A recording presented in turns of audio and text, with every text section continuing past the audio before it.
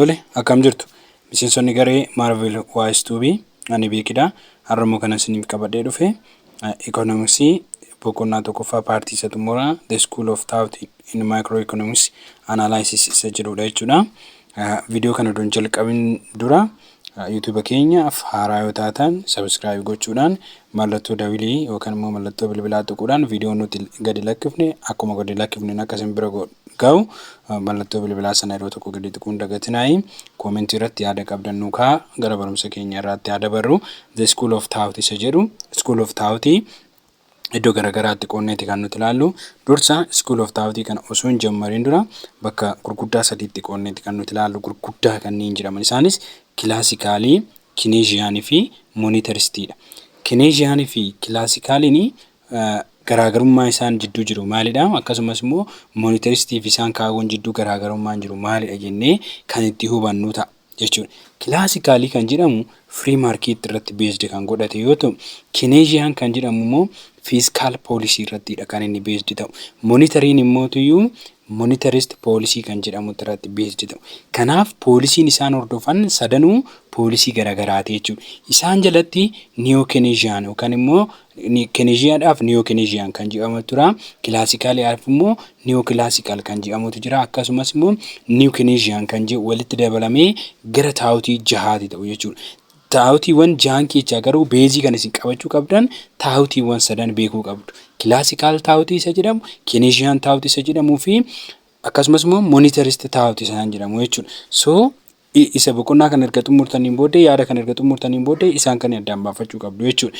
So evolution and recent development isa jedhu keessatti different school of thought have engaged in microeconomics analysis. Akkuma sila isiniin jedhe economicsii keessatti taa'utiiwwan garagaraati kan jiran. Gara taa'utii gurguddaa sadii yoo qoqqoodaman immoo gara jahaatti kan dhufantu jira jechuudha. We will brief distinguish the classical and the neoclassical, the Keynesian, the monetarist, the neoclassical, and the new Keynesian school of thought. Kanaafuu nu maal goona amma isaan tokko tokkoon inni ibsinasi addaan baafnas jechuudha garaagarummaa isaanii. Classical irraa kan dhalate Neoclassical, Keynesian irraa kan dhalate immoo New Keynesian, akkasumas immoo Monetaristii irraa kan dhalate immoo inni Monetaristiin kophaattiraa Classicaliin bakka meeqatti qoodame jechuudha amma bakka sadiitti qoodamudha. Classical, Neoclassical fi Neoclassical termii xixiqqoo takkaan garaagarummaa kan qaban analysis gochuu kan isin qabdan jechuudha. So jalqaba Classical fi Neoclassical ilaallu. The classical view was the predominant economic philosophy until the Great Depression. Amma Great Depression kan jedhamu bara 1934ttidha kan inni mudate. Jechuun biyyoota Europe keessatti 29 irraa kaasee haga 34tti kan ture economic depressionidha. Kufaatii dinagdeeti walitti qaba. Kanaafuu isa dura haga 34 kana dura kan jiru kanatu predominantidha. Dursaa hunduma isaanii eenyuun Classicaliin hunduma isaanii dursa ture. Sababii kanaafi predominantidha. Inni kun filosofii isa jalqabaati Classicaliin. Classicalii kana kan adeemsisu namni jalqabaa isin qabachuu qabdan Adam Smith. Adam Smith Laffer kan jedhu yookaan immoo Doctrine Laffer jedhu yookaan immoo free market jedhu kan inni hordofu. Kanaafuu Adam Smith, David Hume, David Ricardo akkasumas Jean Baptiste John Stuart Mill isaan kana lamaan qabachuu qabdam. Adam Smith fi John Stuart Mill keessattuu namoota beekamoodha. Inni kun history keessatti baay'ee nama beekamuudha. Adam Smith immoo the father of economics jedhee akkasumas immoo modern economics jedhee nama waamamuudha. Jara kanniinidha kan economics keessa Classicalii kana maalii godhanii kan akka Classicaliin kun fudhatamu taa'utii isaanii yookaan yaada isaanii filosofii isaanii baatanii as ba'an jechuudha. Isaan biroo immoo kan akka Neoclassical Engineering Fisher kan jedhaman isaan keessa isa tokkodha. Kanaafuu yaadni isaa maal fakkaata inni ilaalu. According to classical thinking, given flexible price, the short term fluctuation in economic activity would rather be quickly and they would adjust back to full employment. Kanaafuu maal jechaa jiru? Pricein flexibility dha hedhu jarri. Tokko short termidhaaf bu'ee ba'uun economiin jira. Flact ta'u yookaan immoo bu'ee ba'uun economiidha yeroodhaaf yeroo muraasaaf hin jira. Garuu dafeet ofiisaa of deebisa. Dafeet ofiisaatii of deebisa waa'ee ta'eef adjust of godha ofiisaa of deebisa waa'ee ta'eef full employmentidha. Hunduu hojii qabaatu hojii dhabdummaan maaliin ta'u hin jiraatu jedhu kilaasikaalonni. Kanaafuu ikoonomiin ofiisaatii flexibiliidha ofii kan of jijjiiru akkasumas yeroodhaaf bu'ee kan ka'u ta'ee booda immoo deebi'ee dafee kan maali bakkatti deebi'u waa'ee ta'eef adjust kan of godhu waa'ee ta'eef full employmentidha. Rakkoon keessatti hin jiru hundumtuu hojii dhabaan keessatti hin jiru hundumtuu hojii qabaataa. This view of economy imply hand of policy approach. Kanaafuu poolisii harkatti ofiisaatii marketing kan of bulcheechu hand of kan jennuun kun maal harka isaatiin ofiisaatii bakka marketing keessatti ofiisheetii kan ofiin of bulchitu jechuu isa sana kan inni imply godhu kan inni nutti agarsiisu. For example, if economy is split into regression, it will be temporarily exhibit surplus of good. Ama economiin tokko regression ta'eera yookaan immoo tuyyuu depression miti regression jechuun ofiisaa of deebisaa jira ofii of kaasaa jira yoo ta'e yeroo kana maalii ta'aa deema temporarily wanni kufeessan ol ka'eetu gara surplus goodii waan gahaa ta'e jechuun goodii gabaa keessatti gahaa ta'e sana oomishuu danda'a. Kanaafuu economiin ofiisaatii ofis kaasuu danda'a ofiisaatis gabbuu danda'a. Regression yoo jenne ka'aa jira jechuudha. Depression yoo jenne immoo gadi bu'aa jira jechuudha economiin. Falling price will eliminate this surplus, then economy will return to full employment level of GDP. Kanaafuu yeroo tokko pricing hin kufa inni kun immoo ofiisheetii of hir'istee gabaan ofuma isheetii wanna kufeessan gabaa kufeessan hir'isuudhaan gadi buusuudhaan maalii gooti gara dhiyeessii gahaa ta'etti surplus kan ta'ee fi economiin maalitti deebi'a full employment itti deebi'a jechuudha. Kanaaf economiin ofuma isheetii of haaressuu dandeechu ofuma isheetii return ta'uu dandeechi. Kanaafuu poolisiin biroo jidduu galuu hin qabu jechuudha akka Keynesianonni jedhaniin. In this case no active fiscal or monetary policy is needed. Amma poolisiiwwan kunniin lamaan fiskaalii kan jennu kuni revenue of government fi tax irratti kan inni hojjetu. Fiscal policy kan jedhamu kun revenue fi tax irratti hojjeta. Monetary policy kan jedhamu immoo in term of money governmentiin baasu sana money supply irratti kan inni hojjetu monetary policy. Kanaafuu yoo classically keessatti in case of classical philosophy there is no active need of what fiscal and monetary policy. Jarri lachuun barbaachisan. Active illee fiscal illee maaliin godhanii monetary fi fiscal illee hin barbaachisanii jechuudha. Yoomi yoo classically ta'e policy nomtuun barbaachisu jechuudha. Expansionary fiscal policy or monetary policy would only cause inflation rather than increase the GDP. Akka isaan jedhanitti maal jedhu expansionary fiscal policy kan jedhamu boqonnaa sadaffaa keessatti baay'inaan hin laalla isa kanniini poolisiiwwan keessatti jechuudha. Boqonnaa arfaffaa keessatti sin jira. Boqonnaa arfaffaa keessatti siruma definition isaanii tokkoon ilaala. Kanatti dhiphatanii garuu poolisiin fiskaalis haa ta'u monetariin expansion isaanii jechuun economic kufe kan kaasudha. Fiskaaliin kun economic tokko yoo kufe expansionary kana fayyadamna. Expansionary haa ta'u monetariin maalii keessatti hin barbaachisanii gabaa keessatti hin barbaachisan. Maal fiduu inflation fiduu yoo isaan fiskaalii fi monetary policy kanas fayyadamne inflation fida malee GDP oliin kaasu GDP biyya takkaa maaliin godhu oliin kaasu jedhu. Warri eenyutu kana jira warri classically economy ol kaasa odoon taane homaa wanni fayyadu hin jiru inflationidha. Gabaatu akka gatiin wantoota akka qaalii ta'u godha malee economy jiru sana oliin kaasu GDP biyya tokko oliin kaasu jedhu. Fiscal policy is useless in affecting employment and output. Akka yaadda isaanitti fiscal policy bu'aan qabu yookaan faayidaan qabu maalii gochuudhaaf wajjummaa irratti warra hojjettootaa fi production oomishamee outputii gara gabaatti dhiyaatutti marketitti dhiyaatutti homaa inni fayyadu hin jiru uselessidha. Kanaafuu policy fiscalis bu'aan qabu jedhu jarri. Well, increasing government spending will lead to high rate of interest and full crowding.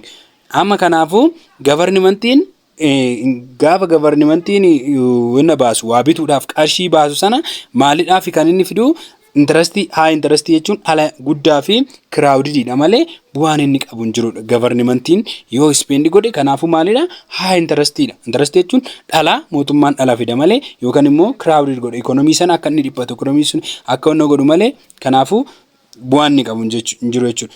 Out of private investment without affecting changing in price level. Kanaafuu private investment in akka crowd ta'u godha wanni inni effect godhu hin jiru jechuudha. Price level changing godhu kanaafuu kan inni godhu maalidha interest dabaluu fi hojii economy keessatti private investment in hirmaatu sana crowd gochuu yookaan immoo akka inni cinqamu akka inni bifa saffisa qabuun akka inni hojjetamne godha jechuudha. Akka yaada isaaniitti. Fiscaliin monetarist policy immoo maalidha isaan biratti akka yaada classicalotaatti monetary policy has no effect on the real sphere of the economy and it is only lead to what? Higher. Kanaafuu gaafa monetarist policies ilaallu effectiin inni gabaa keessatti yookaan markeetii keessatti economy keessatti qabu hin jiru. Kanaafuu maalii godha malee price wantootaat ol dabala malee higher godha malee price wantootaa hojjennu fakkeenyaaf gabaa tokko keessatti meeshaan dhiyaate sun gatiin isaa akka qaalii ta'u godha malee wanti inni nu fayyadu hin jiru. Classical keessatti. Kanaafuu classicaloonni maal ama? For classical economists the real and the monetarist sector could be studied separately. Kanaafuu akka isaaniitti governmentii fi reaalii jechuun wantoonni gabaa keessatti oomishaman kophaatti kan isaan qo'atamuu qabu seektaroonni kunniin lamaan jedhaniitu lafa kaa'u. Kanaafuu demand side policy merely affect the interest rate and the price level. Kanaafuu demand side policy kan inni affect godhu interest rate yookaan price level karaa merely ta'e karaa xiqqaadhaan jechuudha. Well, supply side policy affects the real wage, employment, and linked these preference for supply side policy are economists determined as supply siders. Amma kanatti ilaala. Policy ni akka isaan jedhanitti policy supply side fi demand side jira. Demand side price suuta kan inni miidhu jedhu. Isaan wanni inni miidhu jiru baay'ee affect godhu merely xiqqeechari. Supply side is economy jiru maaliin godhu real wage affect gochuu hin danda'a. Real wage affect godhu. Kanaafuu supply side fi demand side irratti based ta'anii kan isaan kannii lama walitti yoo hinu supply side fi economist side demand side yoo walitti hinu economy'n ofiisaatiifuu rearrange of godha akka jaara isaaniitti jechuudha.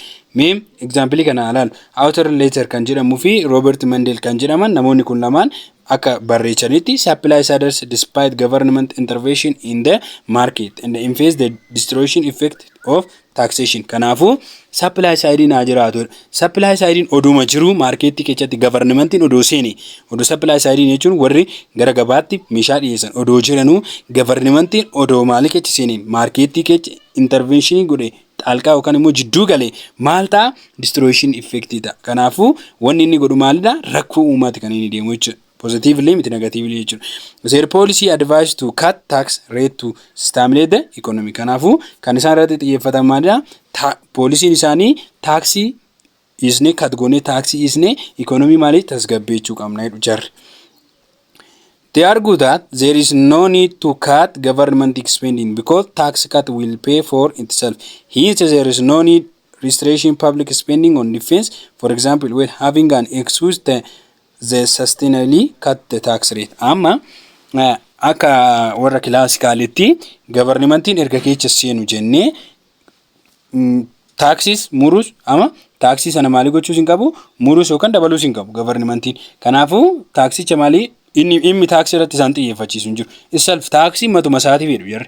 Taxiin matuma isaatiif bu'aa qaba malee wanni gabaadha bu'aa qabu hin jiru jedhu. Kanaafuu governmentiin no need of public spending mootummaan wanna kanini baasu hin barbaachisu baasii baasu hin barbaachisu jedhu jarri. Well having an excuse to sustainably cut the tax. Taxi maali gochuu malee taxi kutuun sustainably taxi hir'isuun yookaan taxi muruun wanni inni fayyaduu fi maaliidhaaf mootummaadhaaf malee gabaadhaaf miti jedhu. Gabaadhaaf miti jechuudha. So the central element of this agreement lead in the Laffer curve theory that was formalized by author Laffer shows that relationship between tax rate and the amount of tax revenue that is collected by government. Kutaa kudha tokkotti barataniirtu yoo ta'e Laffer curve kan jedhamutu jira. Laffer curve kuni curve tax fi revenue jidduu relation jiru negative ta'uusaa positive ta'uusaa kan nutti agarsiisudha. Tax fi revenue jidduu jechuun mootummaan galii argatuu fi tax jidduu hariiroo jiru kan nutti agarsiisu. Kanaafuu taxiin kun maali fayyada collectively by government yookaan mootummaa duwwaadha kan inni fayyadu jedha innis.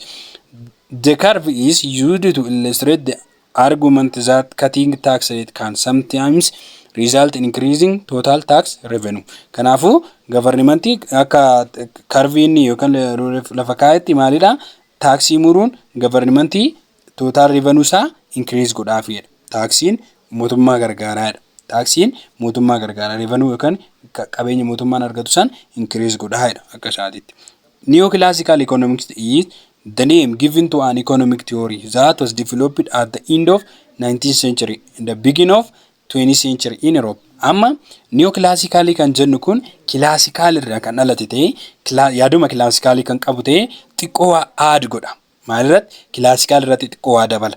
Kanaafuu inni jaarraa 19ffaa xumuraa fi jaarraa 17ffaa jaarraa 20ffaa jalqaba irratti kan inni jalqabe. Xumura jaarraa 19ffaa jalqaba jaarraa 20ffaatti yaada yookaan tiyoorii develop ta'edha. Tiyooriin kun akka jedhutti echatti Euroopi keessatti kan inni develop ta'e namoonni isa kana immoo adeemsisan eenyu fadhaa? Loen Warrers, Alfred Marshall, Vilordo Petrod. Isaan keessaa immoo baay'ee famasiin Alfred Marshall kanaadha. Kanaafuu namni kun Neoclassical keessatti nama gahee guddaa taphatedha. Neoclassical based their idea mainly on the writing of Alfred Marshall and his followers. Kanaafuu baay'inaan kan irratti xiyyeeffatu akkamiin jedhee Alfred Marshall nama kanaan kan inni yaadichi develop ta'e akkasumas barreeffamni isaas yaadni isaas kan dhufe. Kanaafuu yaada kana kan hoogganu yookaan guutummaan guutuu kan gaggeessu Alfred Marshall. Itti aantoonni immoo barreessitoota followeroota isaa kan akka Loel fi Vilordo Petroti. Isaan immoo itti aantoota isaati jechuudha. They closely follow the finding of the classical school but in face to limitation of some of the classical doctrine. Notable that laissez-faire. Amma classically kan jennu kan inni xiyyeeffatu Adam Smith kan baase laissez-faire yookaan free market dha classicaliin. Inni kun immoo hanqina qaba jedha. Eenyuun Neoclassicaliin limitationin classicalii maalidha? Laissez-faire dha. Laissez-faire kana maalii gochuudhaaf kan inni irratti xiyyeeffatu xiqqoo furmaata itti laachuudhaaf, solutionii barbaaduudhaaf walitti dhiyaata. Closely follow the finding of classicality baay'ee dhiyaata. Garuu limitation isaa laissez-faire yookaan free market dha. Gabaa bilisatti gadi lakkisuudha. Isarratti xiyyeeffata. Nuti garuu isarratti hin xiyyeeffannu jedhaniitu laissez-faire kanarraa xiqqoo yaada isaanii jijjiiranii Neoclassical ta'anii as baan Alfred jechuudha. They make use of the concept of marginal utility and accept mathematical economy as one method of presentation. Amma gaafa yaada isaanii ibsatan maal godhanii marginal utility. Marginal utility kan jennuun the addition satisfaction jechuun satisfaction dabalataa. Nam tokko waan tokko meeshaa tokko bitanii yoo galtan meeshaa sanarraa maal argatu? Satisfy gootumti keessanii mukata. Isarratti aadi yoo gootan immoo value tokkoon yommuu utility'n keessan satisfaction'n keessan takka percentage tokkoon dabalu marginal utility dha. Kanaafuu kan inni irratti xiyyeeffatu conceptichi Neoclassical marginal utility fi mathematical economics. Mathematical economics yaadota economy keessatti mathematicalin akka barbaachisu isa kana kan lafa kaa'u eenyudha inni Neoclassical. Neoclassicalin kan inni present godhe yookaan kan inni fidatee dhufe marginal utility fi mathematical economics sanirraa layyata jechuudha. Classical Neoclassical view of how the microeconomics work is new view of the old classical method of the economy. Kanaafuu economy Neoclassical economy keessatti akkamitti macroeconomy bifa haaraa ta'een hojjeta.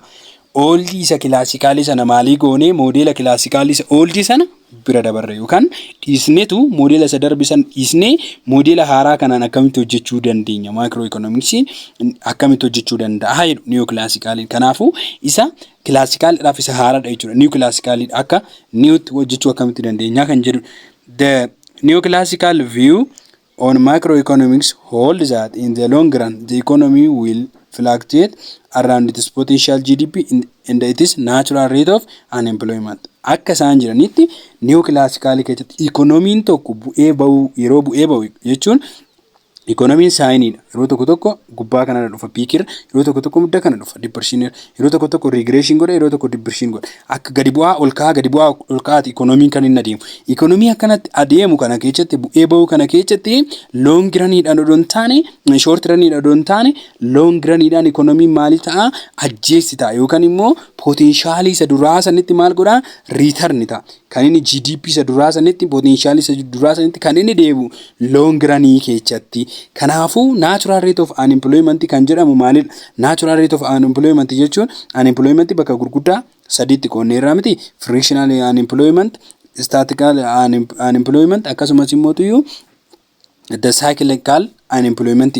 Natural rate of unemployment kan jedhu yoo cyclicalin keessa hin jiraanne fi fiscal fi structural duwwaan jiraatan natural rate of unemployment jedhama. Kanaafuu natural rate of unemployment itti deebi'uudhaaf jechuun hojii dhabdummaan akka waan dhabameetti natural rate of unemployment yoo jedhame hojii dhabdummaan hin jiru jechuu dandeenya. Maaliif fiskaalin illee kan namni hojii eebbifamee erga baheen booda hojii sana soquudhaaf frictionaliin hojii sana suquudhaaf namni kan deemudha. Akkasumas immoo structuraliin immoo yoo namni hojjetee baratee gara hojiitti kan deebi'udha. Gizeedhaaf kan hiikamu garuu cyclicaliin garuu in terms of economy depression fi economy ol ka'uuf gadi bu'u irraa kan dhufudha. Kanaafuu natural rate of unemployment kan jedhamu kun yoo maal ta'edha economy keessatti frictionalii yookaan immoo frictionalii fi structuraliin unemploymentiin jiraatanii cyclicaliin yoo keessa jiraanne natural rate of unemployment jedhama.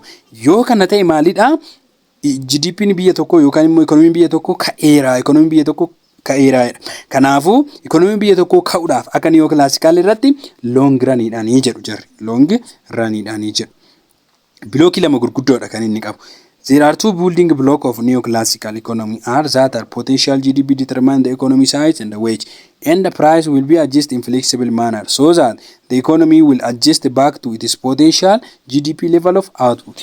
Kan isaan irratti xiyyeeffatan asittis poolisiin galchan bilookii lama irratti kan inni xiyyeeffatu buldii tokkoffaan neoclassicaliin kan irratti xiyyeeffatu GDP potentialin GDP tokko kan inni determine itti ta'u maalidhaani economy size economy fi wage dhaan humna hojjetaatii fi humna bal'ina economytiin kan ittiin ibsamu jedhu tokko. Lammaffaan immoo gabaan ofuma isheetiyyuu flexibilidha. Ofii maalii goote adjust in a flexible manner. Ofii isheetii adjust ofii goote gara maalitti deebiti back to potential isa duraanii sanatti yoo kufte gara ol kaate gara gad deebuutti ofii isheetii maaliif goote gabaanii flexible manneridhaan adjust of goote. Kanaafuu bakka kanatti yaaduma classicalii sana kan isaan qaban.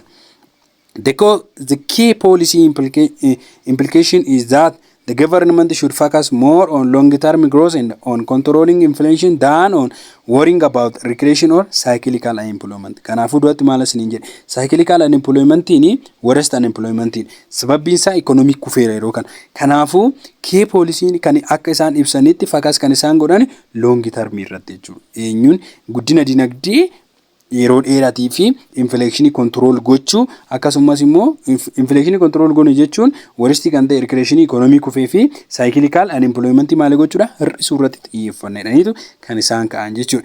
This means that neoclassical economics is more useful for long run microeconomics analysis and Keynesian economics is more useful for analyze that microeconomics short run. Kanaafuu laala neoclassicaliin kan inni irratti xiyyeeffatu economiin biyya tokkoo ka'uu kan danda'u long runii keessattidha. Kanaafuu long runii irratti kan inni xiyyeeffatu. But Keynesian kan jennu immoo Keynesian policy ittaanee ilaalla inni kan irratti xiyyeeffatu kan inni fayyadus maalidhaa fi short runidha jechuudha. Microeconomics keessatti short runidhaaf kan fayyadu Keynesianidha. Long runidhaaf kan fayyadu immoo neoclassicalidha jechuudha. Keynesian school of thought kan jedhu immoo isa sadaffaadha kuni halaal Keynesianiin. The deep and the lasting impact of Great Depression of the early 1930s changed classical thinking.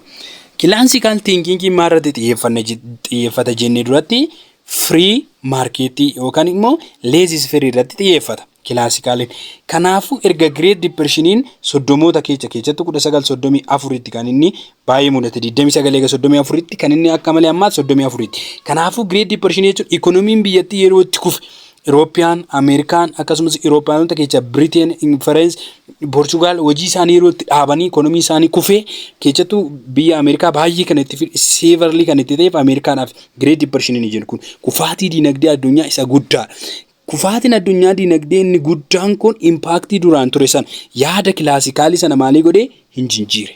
Yaada classicalii sana maalii godhee hin jijjiire jechuudha. Erga inni deeply biyyattii miidhee erga inni xumurameen booda impactii isaatiin booda yaada classicalii kana koottaa jijjiirru jedhanii Keynesianonni warri Keynesianotaa ka'an. The self-correlation feature of the market, which of the is of course that whole market of classical theory simply did not work. Yeroo sanatti ka marketin self-correlation idha inni jedhamti officially arrange of gooti officially back of gooti policy jidduun galuun qabu jedhu classicalotatu jedha. Kun immoo yeroo Great Depression mudate sanarraa theory isaanii kana akka inni nu jenne godhe jechuudha. Simply did not work. Bakka in kufe jechuudha. Harka classicalotaa kan ture theory harka classicalotaa ture santu kufe. Sababiin kufeef yeroo Great Depression mudate sanarraa ka'ee laawun supply fi akkasumas immoo demand side ofii isaaniitii economy keessatti murteessu kan jedhu sun hojiirra ooluu hin dandeenye jechuudha. Dura maal jedhanii warra classicalii demand side fi supply side qofti mataan isaanii economy adjust gochuu danda'u, economy gara potential isa duraattis back gochuu danda'u jedhaniitu kanaasaa turan classicalonni. But akkasumiti reality hin jiru. erga Great Depressioniin mudateen booddee yaada isaanii hin jijjiire jechuudha. Yaada warra kilaasikaal irraa akka yaada isaanii jijjiiratanii poolisiin biraa meek ta'u kan godhe dha jechuudha. Kanarraa kan ka'e Keynesianotaa fi Monetaristoonni gara yaada isaanii gara poolisiitti as fiduu jalqaban. Kanaafuu hojiin kilaasikaalii yaadni kilaasikaalii inni duraa sun hojjechuu maaliin goone hin dandeenye jechuudha. This event of the Great Depression contradict says law which states that supply create it is on demand. Supply create on demand kan jiru kun amma gabaa keessatti warri dhiyeessan fedhii warra fedhii isaanii mataa isaanii uummachuu danda'u jechuun barbaada isaanii warri dhiyeessan warra isaan barbaadu fedhii isaanii warra barbaadu kan dhiyeessan kan barbaadu ofii isaaniitti uummachuu danda'u kan jedhu sana kana jechuun self correction of market sana maalii godhanii yaada sana hin jijjiiranii jechuudha. Seerri kun maal jedhama? Says law jedhama. Says law kun supply create it is on demand kan jedhu. Inni kun contradict ta'e yoomirraa Great Depression erga dhufeera. Yaanni kun kan eenyuti? Says law seera seesiti jechuudha. Supply create it is demand kan jedhu. Supply'n mataa isaatti barbaada mataa isaa uummachuu hin danda'a kan jedhan jechuudha. Although production of capacity existent at the market were not able to sell their productivity. Kanaafuu capacity production although the production capacity in production tokko ofiisaati marketidhaan maalii ta'a arrange ta'a inni jedhu sun maalii ta'uu hin dandeenye hojiirra ooluu hin dandeenye jechuudha. Hojiirra ooluu hin dandeenye. As a result real GDP was less than potential GDP. Kanarraa kan ka'e yeroo sanirra real GDP yookaan GDP inni dhugaa yeroo sana turee fi inni sun potential GDP dhaan gadi ta'aati kan inni ture yeroo officially of Davis Tillamson. After far as recreation and depression are concerned, the focus of Keynesian economics was unexplained why in the offering a policy principle for minimize their effective one jiru kanama economy erga kufeen booda economy kufe kana deebisuudhaaf Keynesianonni maalirratti xiyyeeffatanii poolisii mataa isaanii irratti xiyyeeffatan rakkoo jiru kana hir'isuudhaaf rakkoo jiru kana gadi buusuudhaaf economy kufu economy lafa gadi bu'eetu hojiirra ooluu dadhabe kana jijjiiruudhaaf maali fayyadamuu jalqabanii poolisii mataa keenya nu barbaachisa rakkoo kana hir'isuudhaaf jedhan. Keynesian economists preserved active fiscal policy to alleviate weak aggregate demand. Kanaafuu Keynesianonni maarratti kan inni xiyyeeffatan poolisiin isaanii fiscal policy. Fiscal policy kan jennu poolisii biyya tokko keessatti diinagdee biyya tokko keessatti waa'ee revenue yookaan gabii mootummaan argatuu fi waa'ee tax irratti hojjetu. Kanaaf Keynesianonni maali jedhanii fiscal policy'n nu barbaachisaa jedhan. Aggregate demand yookaan kan kufe kana alleviate gochuudhaaf yookaan furmaata itti laachuudhaaf aggregate demand kufe kaasuudhaaf maaltu nu barbaachisa? Fiscal policy nuuf actively nu barbaachisa jedhan.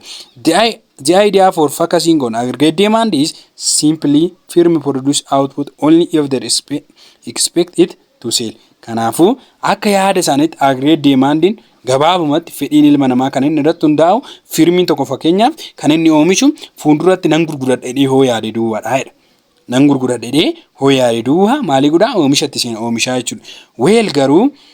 The availability of the factory of production determines the nation potential GDP. The amount of goods and services that are sold, known as real GDP, depend on how much demand exists across the economy. Kanaafuu amma availability factor of production kan jedhaman afur.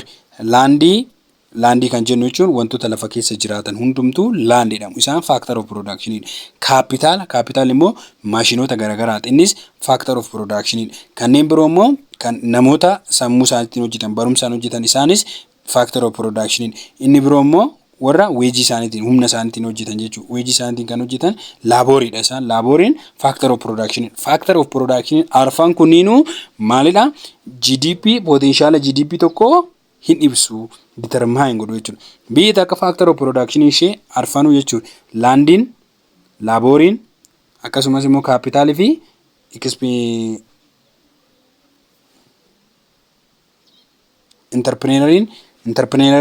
entrepreneur kan jedhaman kunniin yoo jiraatan gabaa keessatti isaan kunniin maalidha? Availability kunniin hundumtuu potential GDP biyya tokko maali gochuu danda'u? Determine gochuu danda'u jechuudha. Ibsuu danda'u. Kanaafuu the amount of goods and the services that are sold kan gurguramu jechuudha. Amountiin meeshaaleen oomishamanii fi sarviisiiwwan tajaajiloonni jiran gurguraaf kan gara gabaatti dhiyaatan isaan sunniin real GDP. kan gara gabaatti dhiyaatan gara maarkeetiitti kan dhufan jechuudha. Isaan sunniin maal jedhamu? Real GDP dha. Kun maalirratti depend ta'a? Existence of argamuu maalirratti? Factor of production irratti jechuudha. Economy keessatti argamuu isaan irratti based ta'u jechuudha. Yes, aggregate demand is not stable.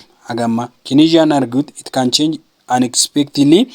Recreation according to the Keynesian view emerge from two key building block. Amma hagammaatu economy stable hin taane yookaan hin tasgabboofne. Aggregate demand hin tasgabboofne biyya keessatti. Keynesianonni maalitti olii galuure changing kun odoon eegamini unexpectedly odoon eegamini tasuma kan inni dhufu.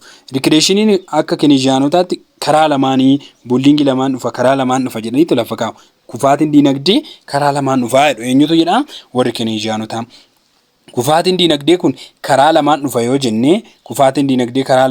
jenne mee tokkoffaa ilaalu. First, aggregate demand is not always automatically high enough to provide firm which is inactive to here enough work to reach full employment. Akka isaan jedhanitti aggregate demandin yeroo hunduma automatically high gahaa miti jedhu firmii keessatti.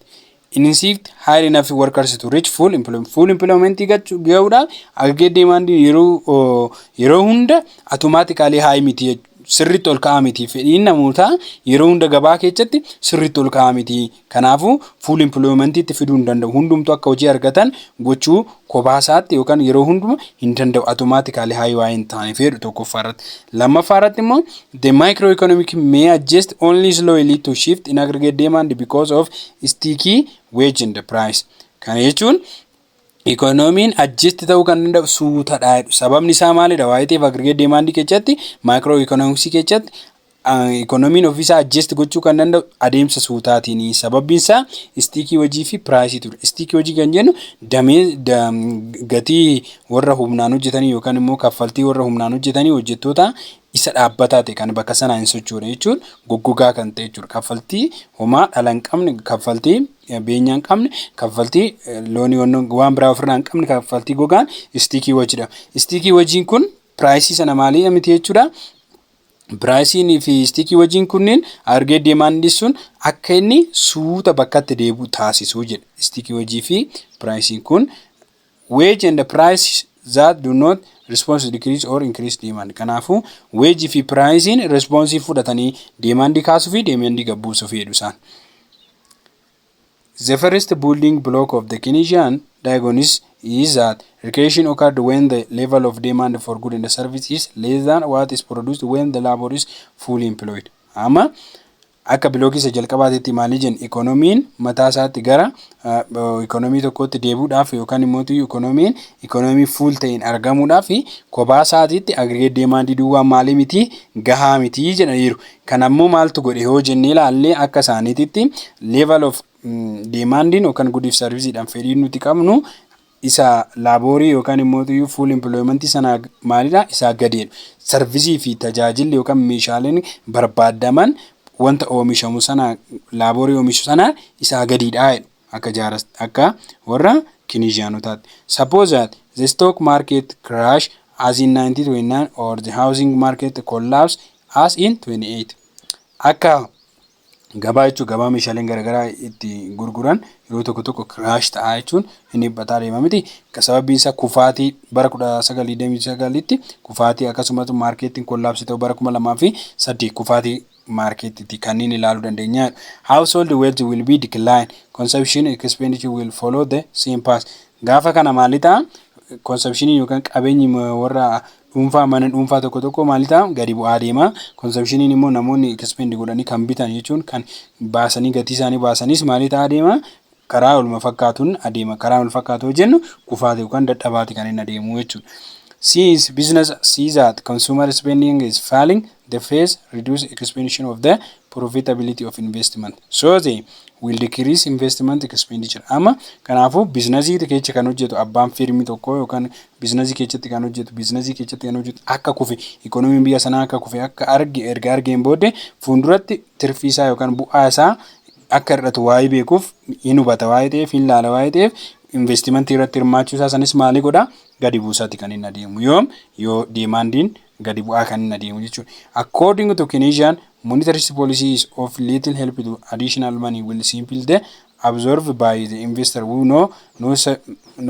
noticeable effect on the interest rate. Amma akka warri Keynesianotaa jedhanitti monetarist poolisiin kan inni uummata qarshii kennuudhaan yookaan qarshii dabaluudhaaf kan inni gargaaru hamma muraasanidha. Will simply be absorbed by investor isaaniyyuu investoroonni kan itti fayyadaman. Xiqqoo ishii kun immoo intarastii maalii suuta yookaan haala gadi bu'aadhaan kan inni affect gochuu danda'u jechuudha. Fiscal policy on the other hand will work well. Fiscal policy kanarra monetary policy irra maaltu nu caala jedhu isaanii fiscal policy tu nu caala. Fiscal policy kan revenue fi tax irratti hojjetu nu caala jedhu isaan akka gaariitti nuuf hojjetu Keynesianota jedhu.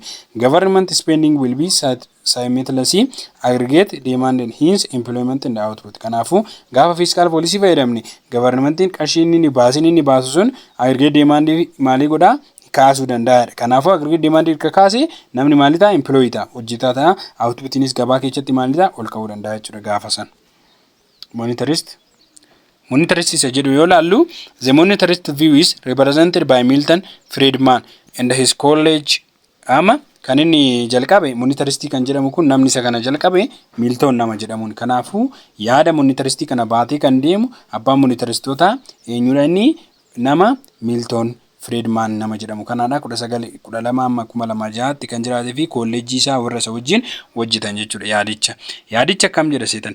They argue that it is monetary policy and not fiscal policy that address the microeconomic problem. Ama microeconomic problem in yommuu economic keessatti uumamu kan barbaachisu maalidha monetary policy dha. Fiscal policy rakkoo microeconomics keessatti mudatu sana maali gochuu hin danda'u adjust gochuu hin danda'u yookaan immoo address gochuu hin danda'u jedhaniitu lafa qabu. Kanaafuu monitaroonni poolisiin isaanii maalidha monetary policy dha. Monetary policy immoo poolisii maaliti poolisii qarshiiti poolisii maniiti jechuudha.